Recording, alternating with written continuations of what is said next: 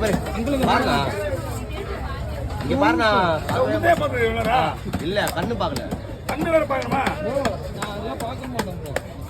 எனக்கு மீன் வெட்டுறவங்க பாத்துருக்கா உங்களுக்கு யார் மீன் எடுத்துட்டு வராங்க?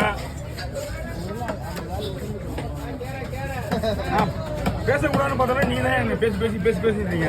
பேசுறேன் பரவாயில்ல பேசு. பேசாம வெட்டலாம் மீன் பேசாம வெட்டினா இன்னும் ஸ்பீடா வெட்டலாம்னு பார்த்தா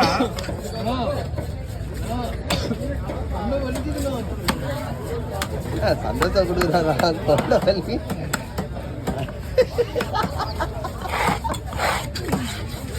நான் இல்லை இதுக்கு காரணம் விஜயன் தான்.